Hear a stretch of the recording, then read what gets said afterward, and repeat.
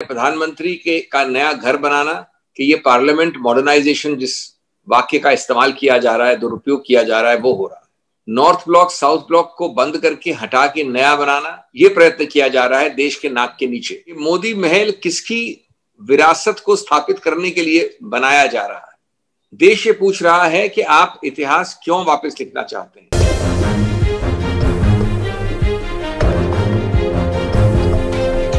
देश का आपके जरिए बड़ा सरल प्रश्न है सरकार से, देश का प्रश्न है कि जब पूरा देश पैंडेमिक मोड में है तो क्यों ये सरकार कंस्ट्रक्शन रेनोवेशन मोड पे चली गई है? और ये कंस्ट्रक्शन रेनोवेशन मोड किस चीज का है? आप इस मुगालते में, इस भ्रम में न रहें कि ये पार्लियामेंट मॉडर्नाइजेशन जिस वाक्य का इस्तेमाल किया जा रहा है, दुरुपयोग किया जा रहा है, वो हो रहा है। ये है संसद नॉर्थ ब्लॉक साउथ ब्लॉक को बंद करके हटा के नया बनाना, माननीय प्रधानमंत्री के का नया घर बनाना, सैकड़ों नए ऑफिसेस बनाना, अधिकतर संख्या इसमें से उस हरियाली जगह पे जिसके बारे में हम और आप गर्व महसूस करते हैं। इतना बड़ा हरियाली जगह राजपथ पे जो है दोनों तरफ, इसके लिए इस दौरान पैंडेमिक के दौरान 23 अप्रैल को एक अर्जेंट मीटिंग बुलाई गई है और उसमें लिखा है कि यद्यपि कई वरिष्ठ लोग भी नहीं आ सकते, लेकिन फिर भी आवश्यक है, जल्दी है, इसकी करिए। आपको मालूम है कि याचिका उच्चतम न्यायालय में लंबित है। जानबूझकर ये प्रयत्न किया जा रहा है। हमारा सीधा आरोप है कि उस याचिका को, देश की जवाबदेही को, हर चीज को निरर्थक कर दिया जाए, नकार दिया जाए, जिसको अंग्रेजी में और कानून में इनफ्रक्चुअस कहा जाता है, वो कर दिया जाए। बाद में कुछ भी हो तो जो अब हो गया है वो वापस मिट नहीं सकता, रिवर्सिबल नहीं होता है। ये प्रयत्न किया जा रहा है देश के नाक के नीचे। और वो कब? वो जबकि सिर्फ पैंडेमिक की बात नहीं है, लॉकडाउन में, पैंडेमिक के अंदर भी लॉकडाउन एक ऐसा समय होता है जहां पर ऐसी सेंट्रल विस्टा की मीटिंग करना अपने आप में एक अद्भुत चीज है। साथ साथ आपको मालूम है, सर्वविदित है कि 20,000 करोड़ न्यूनतम कंजर्वेटिव आधार पर इसका खर्चा है। 20,000 करोड़। आज मैंने आपसे कुछ समय पहले प्रवासी वर्ग के बारे में बात की। मैंने कहा 5,000 करोड़ भी अगर इस वर्ग को मिल जाए तो बस तो क्या, ट्रेन जिसकी हमने मांग की, क्या हवाई जहाज से आप इनको ले आ सकते हैं वापस? ये नहीं मैं कह रहा हूं हवाई जहाज से ले जाइए, मैं आपको बता रहा हूं, अनुमान दे रहा हूं। उनके खाने पीने का जो पिछले 45 दिन में 20% खर्चा बढ़ गया है, 20%, 28% टमाटर, 15% आलू इत्यादि मैंने बताया, उसके संदर्भ में बता रहा हूं मैं आपको। ये इसका अगर आप तुलनात्मक रूप से देखें तो कोरोना के कारण दुष्प्रभाव जो पड़ा है इंफ्रास्ट्रक्चर पे, उसको ठीक करने के लिए कुल सब कुछ मिला के सामूहिक रूप से सरकार ने 15,000 करोड़ दिया।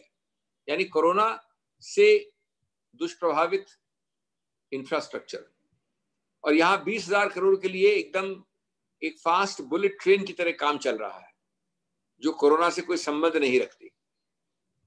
हमारा प्रश्न है सीधा कि ये किसकी छाप के लिए किया जा रहा है? ये मोदी महल किसकी विरासत को स्थापित करने के लिए बनाया जा रहा है? किसकी पहचान अजर, अमर और अमिट करने के लिए किया जा रहा है? हमने एक और उदाहरण दिया था कि महंगे वाले वेंटिलेटर 9 लाख 8 लाख के और सस्ते वाले 3 लाख के हैं। 3 लाख से 8-9 लाख की रेंज है वेंटिलेटर्स की। लगभग 15 लाख वेंटिलेटर सस्ते वाले आ सकते हैं इस राशि में। मेरे को बोलने की आवश्यकता नहीं कि कितने और काम हो सकते हैं कोरोना में 20,000 करोड़ से। हम देश ये पूछ रहा है कि आप इतिहास क्यों वापस लिखना चाहते हैं? क्या हर चीज जो ऐतिहासिक है, पुरानी है, किसी और समय की है, उसको मिटाना आवश्यक है? क्या इसमें से आप अगर 1,000 करोड़ भी खर्च कर दें, और मैं सीधा आपको बोल रहा हूं, इसी 20,000 करोड़ में से 1,000 करोड़ भी नहीं होगा, मैं समझता हूं 500 करोड़ होगा, तो पार्लियामेंट हमारा चमक सकता है। नॉर्थ ब्लॉक साउथ ब्लॉक अंदर से सबसे आधुनिक हो सकता है। ये शास्त्री भवन और उद्योग भवन और ऐसे जितने भवन हैं 2 किलोमीटर रेंज में वो चमक सकते हैं। इस गति से, इस प्रकार इस प्रोजेक्ट को प्रायोरिटी अहमियत कैसे दी जा सकती है, क्यों दी रही है, ये एक बहुत बड़ा देश के सामने प्रश्न है। कोई उत्तर हमें मिलता नहीं है, जवाबदेही मिलती नहीं है।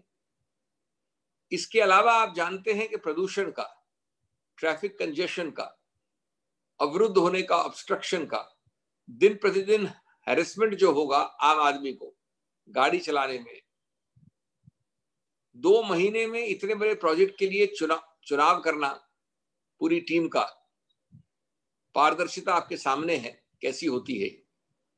ये सब प्रश्न हैं।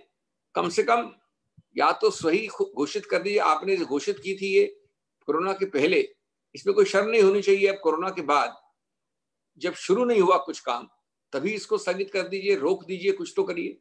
उल्टा उसको और तेजी से आगे बढ़ाने में आप लगे हुए हैं। हम इसकी भर्त्सना करते हैं, हम इसकी जवाबदेही मांगते हैं और हम पूरी ताकत के साथ इसका विरोध करेंगे। और मैं एक बात और बोलना चाहूंगा अपनी बात को विराम देने से पहले।